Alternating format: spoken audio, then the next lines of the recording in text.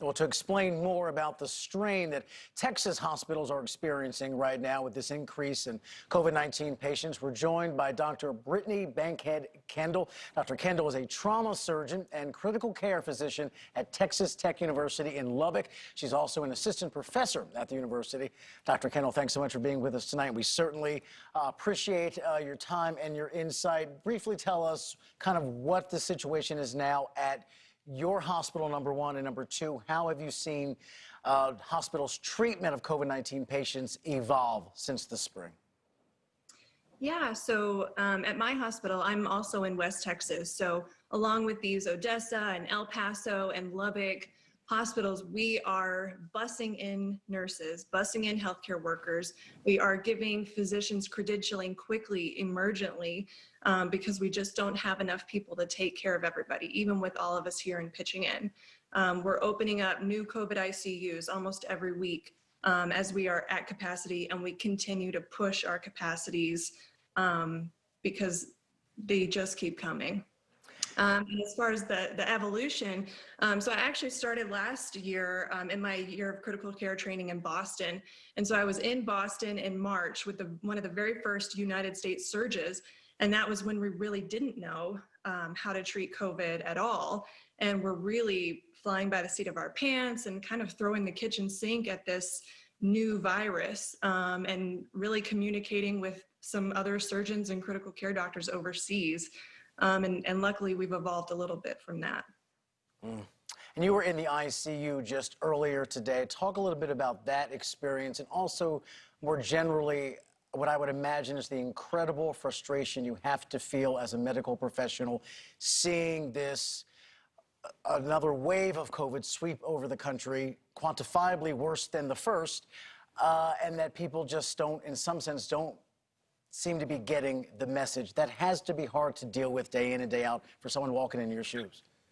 Yeah, it really is. I think, you know, the families that we see in the ICU, if you could hear their cries and if you could hold their hands and see their tears like we do, I think maybe people would understand a little bit more.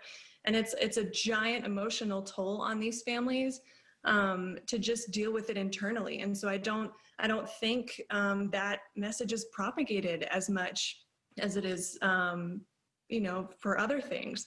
And yeah, it's absolutely devastating that some people, for some reason, think that this disease, this virus is a hoax. If you could come inside my walls for 2 moments, I would show you that it's not, but you have to trust us, that we're begging and we're pleading and we are screaming for help from the public, because that first line of defense, you know, that we learn about in medical school, the sanitation systems and the washing your hands and the good hygiene, and in this case, the wearing of masks until we have a good vaccine, those are the best lines of defense and the best, you know, kind of pre-treatments that we really have for this right now. That's the best that anyone can do. And last question, we're almost out of time. Just on a personal level, you guys are doing heroic work. I think rational people understand that, and I mean that. I'm not saying that at all melodramatically. I stand in awe of what medical workers around this country have been dealing with now for months. But on a personal level, being around sickness and death with no real end in sight, no vaccine just yet.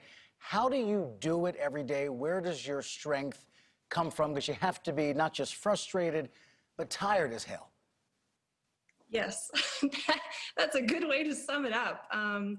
We are tired, but, you know, as medical professionals, I guess something that's kind of, you know, innate in us as healthcare professionals and going to medical school, it was like, no one can do it better than we can. And if I'm not there to take care of these people every day, then no one else is going to be able to.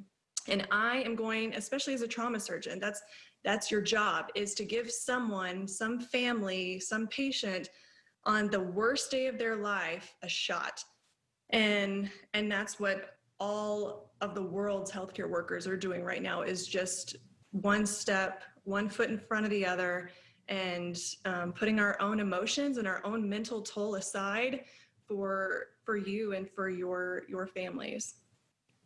Again, Doctor, you and your colleagues all around this country are doing heroic work. Thank you so much for everything. Hopefully, better days are ahead. Keep the faith, stay strong, and thanks for giving us a few minutes of your time tonight. Go get some sleep. Thanks for having me. Have a wonderful holiday. Thank you. Thank you.